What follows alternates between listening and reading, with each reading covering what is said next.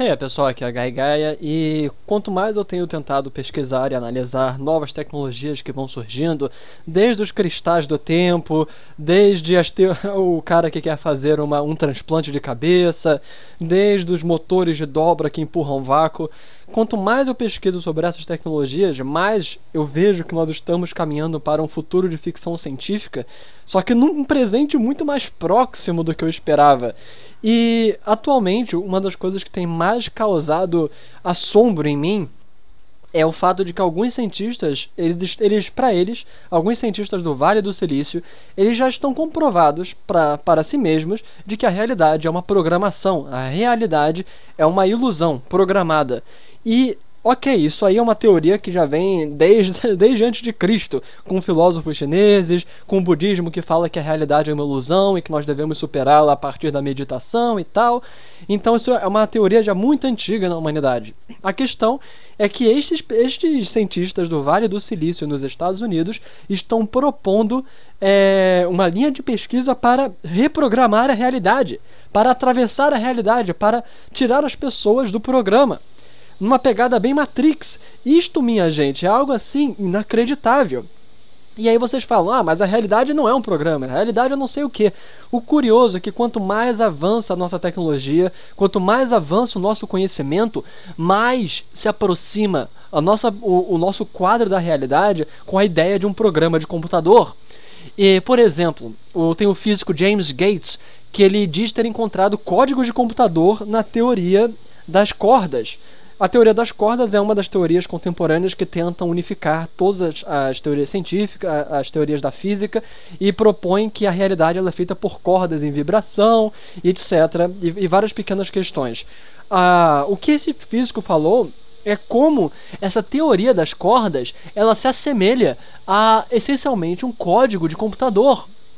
E ele vai comentando sobre diversas questões de que nas partículas subatômicas, quando você chega no nível de partículas subatômicas, todas as leis da física elas parecem não se aplicar.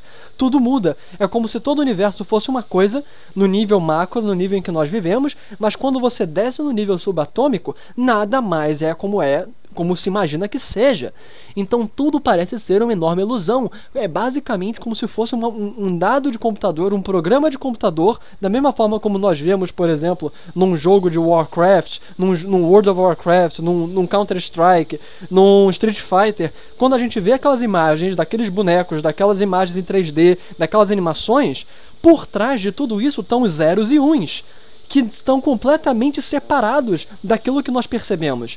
Então é como se a realidade em que nós vivemos fosse, na verdade, separada do mundo subatômico que a programa.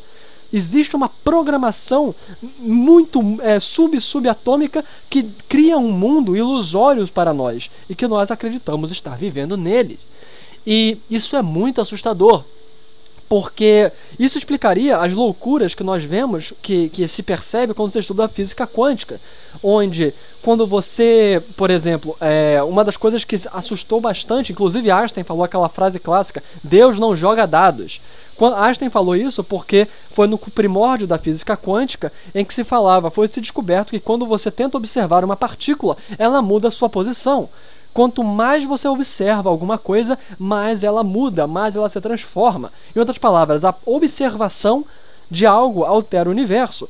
E apesar disso parecer muito estranho, apesar disso parecer muito louco, curiosamente é algo que hoje nós fazemos em jogos de computador.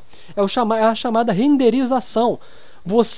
O programa de computador não tem poder para fazer rodar todo um jogo, então ele apenas roda aquilo que você está observando. Então, se você está na primeira fase de um jogo, o computador, o programa do jogo só vai mostrar para você a primeira fase. O resto tudo vai estar na memória.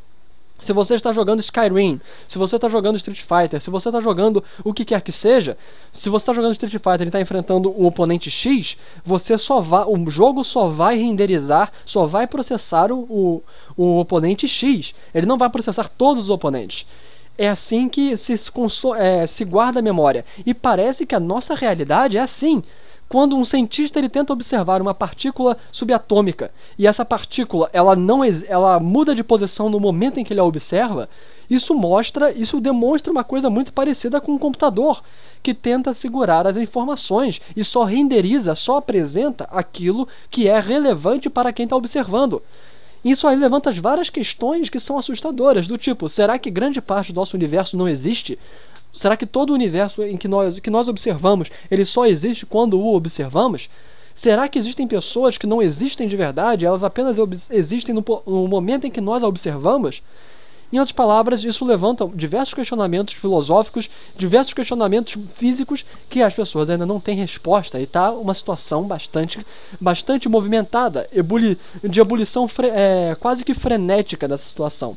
Porque com esses cientistas no Vale do Silício investindo para quebrar a realidade, para alterar a realidade, para entender a programação da realidade e alterá-la, nós só podemos esperar para ver o que vai acontecer. Será que vão descobrir um meio de fazer com que as pessoas consigam escapar da programação da realidade?